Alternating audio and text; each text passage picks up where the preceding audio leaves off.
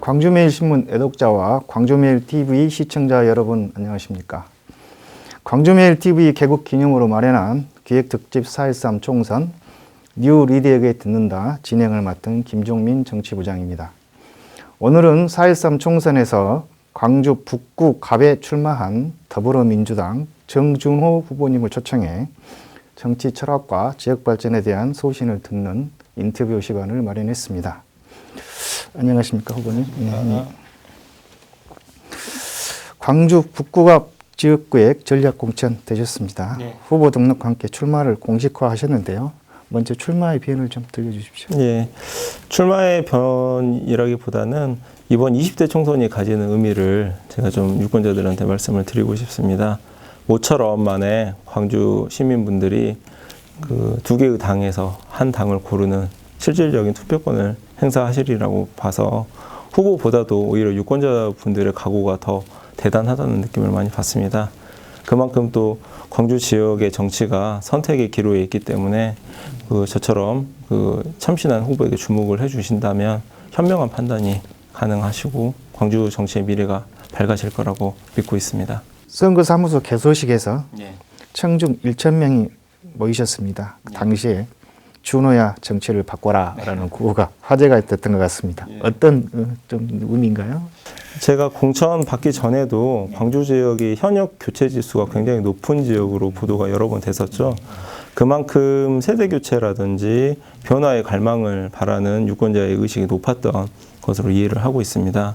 그러면 그 바꾸는 방법이나 방식을 어떻게 가져갈 것인가 라고 생각을 해보면 저처럼 30, 40대 젊은 신진 세력들이 대거 출마를 해서 자연스럽게 세대 교체를 이루어 나가고 미래를 기약하는 그런 의미에서 정치를 바꿔라 라고 구호를 외치게 됐습니다. 유명 법무법인 소속으로 전도 유명한 경제 전문 변호사로 활동해 오셨습니다.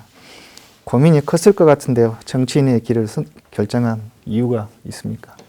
사실 그 공천 과정과 더불어서 국내 모 대형 법무법인에서 이제 그 경력 변호사로서 이제 입사하는 절차가 상당 부분 진행 중이었습니다. 그래서 사실 굉장히 알려진 것보다 더 고민이 좀 심했었습니다.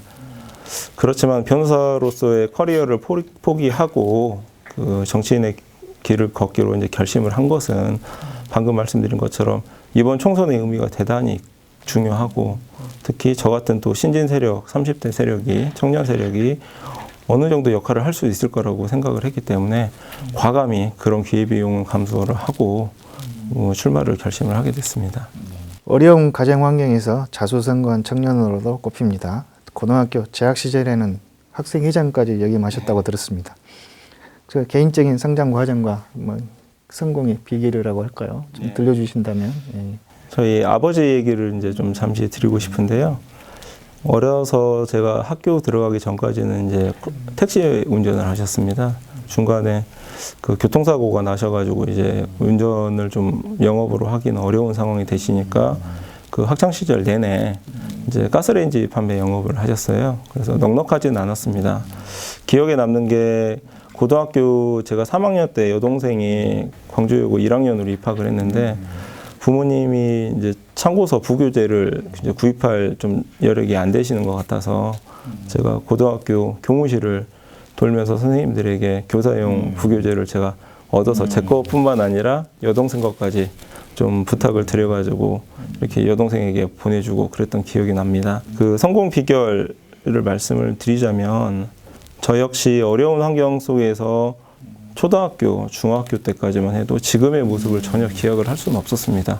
남들과 똑같은 평범한 모습으로 성장을 하겠거니라고 생각을 많이 했었습니다. 그러나 꿈을 크게 가지고 한 발 한 발 뚜벅뚜벅 나아가다 보면은 분명히 작지만 기회가 한 번 올 것이고 그 기회를 충실히 잘 잡아내신다면은 성공의 기회가 있을 거라고 생각합니다. 꼭 드리고 싶은 말씀은 그 뜻한 바가 있으시거나 목표가 있으시다면 어려우시더라도 꼭 포기하지 마시고 간직을 좀 하시기 바랍니다. 아프니까 청춘이라는 말도 있습니다만은 하지만 청춘이 아파해서는 안 되겠지 않습니까? 예. 취업 절벽 얘기입니다. 이 시대 청년들에게 희망의 메시지를 한번 좀 들려주십시오.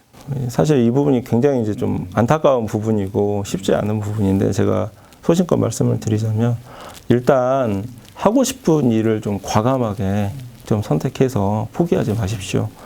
제가 출마 동기일 수도 있겠지만 저 같은 30대 젊은이가 정치권에 발을 들이고 당선이 된다고 하면은 그 입법기관으로서 제도적인 부분, 이런 부분 눈높이를 맞춰서 하나씩 저희가 정리를 해나가겠습니다.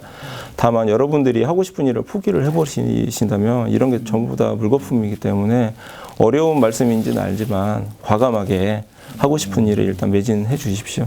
나머지 부분 저희가 하나씩 해결해 나가겠습니다. 북구 지역의 주요 현안은 무엇이고 혹시 해법은 어떻게 좀 보고 계십니까? 네.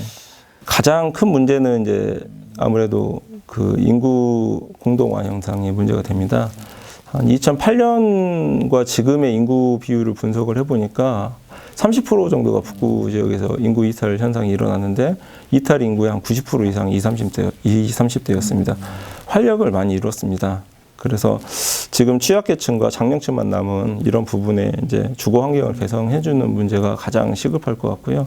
그리고 현안이라고 하면은 뭐 광주 시민들이 전부 다 지금 뭐 공동으로 얘기하시는 게 이제 광주형 문제가 있는데 이 부분 같은 경우도 지금 시당 정책으로 지금 뭐 1순위 정책으로 추진이 되고 있기 때문에 시당과 협력 잘해서 열심히 좀 대책을 마련해 보도록 하겠습니다.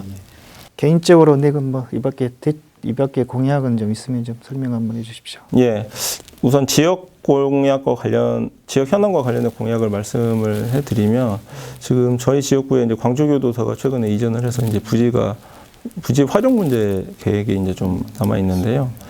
이 부분에 이제 민주주의 정당을 뭐 건립을 한다는 게 시당 정책으로 이제 추진이 되고 있다라고 하는데 결국에는 이제 비용과 예산 문제가 있는데 저처럼 그 국회의원으로 당선될 사람들이 당선되고 나서 그 부지에 무상대여 관련된 부분을 뭐 입법적으로 해결해 준다든지 그래서 어느 정도 이런 보탬을 주는 게 필요할 것 같고요. 그다음에 지역 현안과 별개로 저처럼 청년 그 대표라든지 야권에 도움이 될 만한 정책을 말씀을 드리자고 한다면 제가 당선이 된다고 하면은 임기 동안에 기존의 청년 조직처럼 조직 개념으로 다가가는 개념이 아니라 어떤 그 육성책과 관련되거나 정치 신인을 발굴해낼 수 있는 시스템 이런 부분을 좀 구축을 해보려고 많이 고민을 하고 있습니다.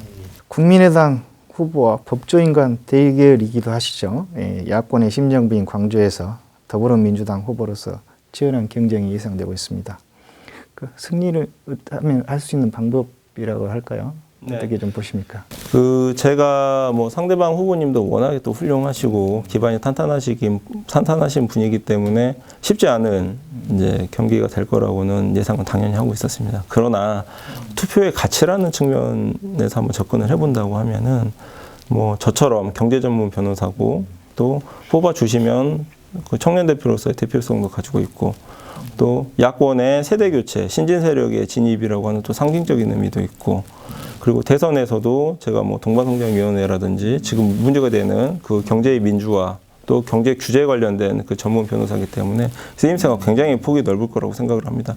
이런 부분을 저희 유권자들한테 설명을 해드리면 어떤 후보에게 투표를 하는 게 더 가치 있고 미래지향적인 투표냐라는 측면에서 접근하신다면 충분히 저희는 경쟁력이 있다고 생각을 합니다. 사실 야권 분화의 원인이 호남 정치 부재에서 있는 것 아니냐라는 그렇게 진단이 되고 있습니다. 호남의 인재 발굴에 대한 요구도 높습니다. 이에 대한 의견은 어떻습니까? 중앙당에서 저를 전략공천한 그 배경이나 이유를 생각을 해보면 이거에 대한 답이 된다고 생각을 합니다. 북구갑이 전략공천 지역으로 선정이 되고 나서 인재 발굴에 굉장히 애를 먹었지 않습니까? 근데 저라는 신인을 발탁을 한 게 이런 거죠. 북구에서 초, 중, 고를 나와서 지역 연구가 있으면서 지역이 길러낸 인재라는 어떤 상징적인 의미가 있으면서도 또 그 전문성이 어느 정도 담보가 되고 그리고 패기 있고 자기의 위치를 정확하게 알고 미래지향적으로 유권자들한테 그 부분을 호소할 수 있는 후보.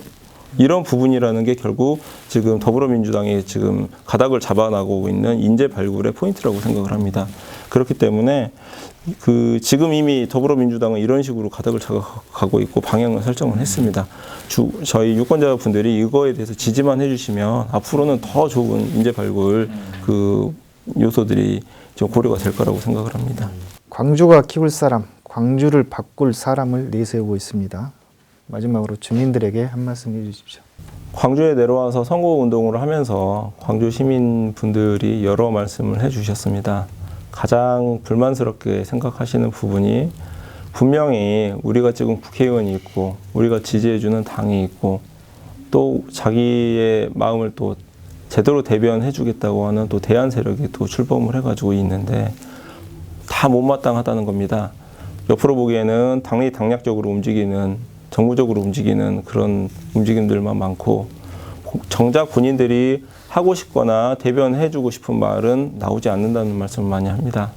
저 같은 청년이 바닥부터 여러 유권자들에게 직접 다가가서 귀를 열고 듣고 여러분이 하시고 싶은 말씀, 저희가 대변해 드려야 되는 말씀은 과감하게 중앙당과 다른 국민들에게 널리 전파를 하도록 하겠습니다. 패기 있고 젊은 후보에게 한번 맡겨봐 주십시오. 다른 건 몰라도 여러분들이 하고 싶은 말씀 제가 과감하게 대변해 드리도록 하겠습니다. 감사합니다. 이상으로 정준호 광주 북구갑 후보님으로부터 정치 철학과 지역 발전에 대한 청사진을 들어봤습니다. 광주매일신문과 광주매일TV는 지역 유권자들의 올바른 선택을 위해 4.13 총선 출마자를 대상으로 인터뷰를 이어갈 예정입니다. 앞으로도 많은 관심과 성원을 부탁드립니다.